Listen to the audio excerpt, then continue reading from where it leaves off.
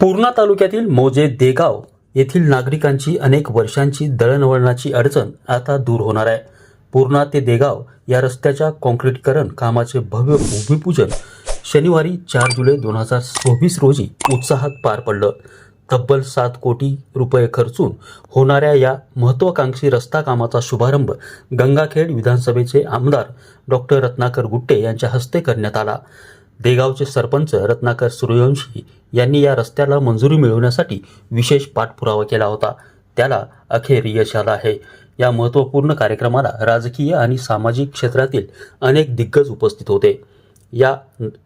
यामध्ये नगराध्यक्ष प्रतिनिधी बंटी कदम, मित्रमंडळाचे तालुका अध्यक्ष सुभाषराव देसाई, विधानसभा प्रमुख सुधाकर खराटे, उपनगराध्यक्ष मुकुंद भोळे, संजय गांधी निराधार योजनेचे अध्यक्ष सेनाजी माटे, पंचायत समिती सदस्य रमेश सूर्यवंशी, सरपंच संघटना अध्यक्ष उत्तमराव ढोणे, ॲडव्होकेट राजेश भालेराव, हरिभाऊ कदम, घाटोळ मामा, बोबडे मामा, सुरेश गिरी, नरेश जोगदंड, सरपंच विकास गव्हाणे, माधव बनसोडे, इलियास बर्तनवाले, गंगाधर बोकारे, साहेब भोकारे, नागेश एगडे, सरपंच बाळू डाखोरे, ॲडव्होकेट गोविंद ठाकूर, गोपाळ बोबडे, फेरोज पठाण आणि नरेंद्र ठाकूर यांचा समावेश होता।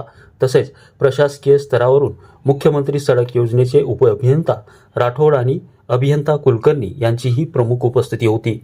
रस्त्याच्या भूमिपूजनासोबतच या कार्यक्रमाला दुहेरी आनंदाचे स्वरूप प्राप्त झालं होतं।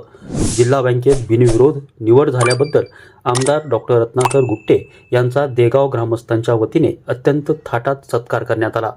याच सोहळ्यात सरपंच संघटनेच्या पूर्णा तालुकाध्यक्षपदी निवड झाल्याबद्दल उत्तमराव ढोणे यांचाही मान्यवरांच्या हस्ते विशेष सन्मान करण्यात आला। पूर्णा आणि देवगाव दरम्यानचा हा रस्ता खराब झाल्यामुळे आजवर प्रवाशांचे प्रचंड हाल होत होते।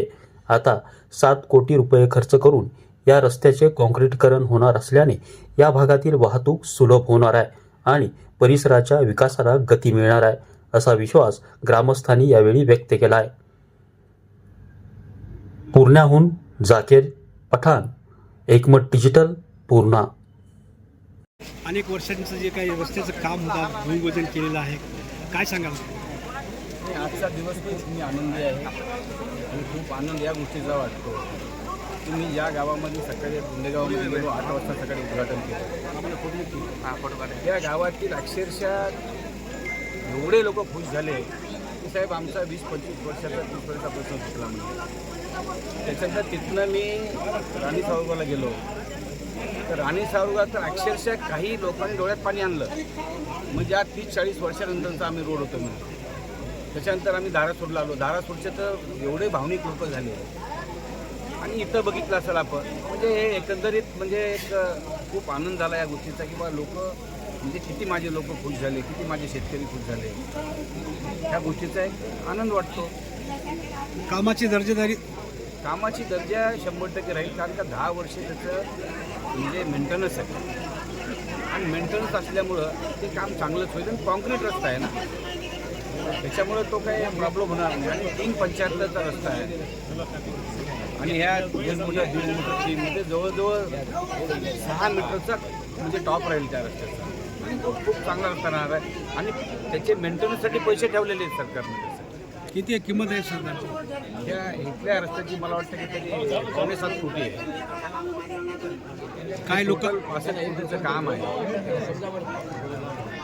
आणि 65 कोटीच्या कामामध्ये 11च रस्ते आणि खूप लवकर काम सुरू होईल आणि कॉन्ट्रॅक्टर पण खूप चांगला आहे आणि लवकर काम या कामासाठी सर तुम्ही 2023 पासून सुरुवात केली होती, पण आज 26 आहे। 2023चं काम मंजूर आहे, पण मध्ये ज्या कॉन्ट्रॅक्टने भरलं त्यांनी तो म्हणजे काम करायची त्यांनी इच्छा नाही व्यक्त केली, मग त्याला दुसरीकडे कुठं काम मिळालं मग तो काम सोडून दिलं त्यांनी। दुसऱ्यांदा त्यांनीच भरलं, पुन्हा दुसऱ्यांदा त्यांनी भरलं। आता मला कधी डाऊट होतो की त्यांनी 2दा भरलं आणि 2दा त्यानं काम नाही केलं, तर त्याला माझं कामं डिले करायचं होतं का काय मला माहीत नाही, पण लकीली नंतर काम मिळालं। आज कामाचं उद्घाटन करतो, त्याच्यामुळं आनंद वाटतो।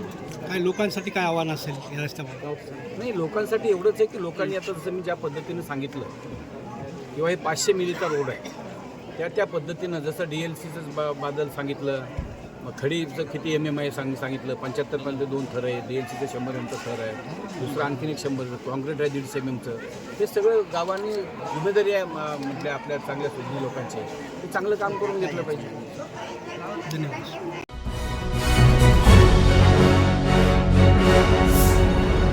Thanks for watching Ekmat Digital.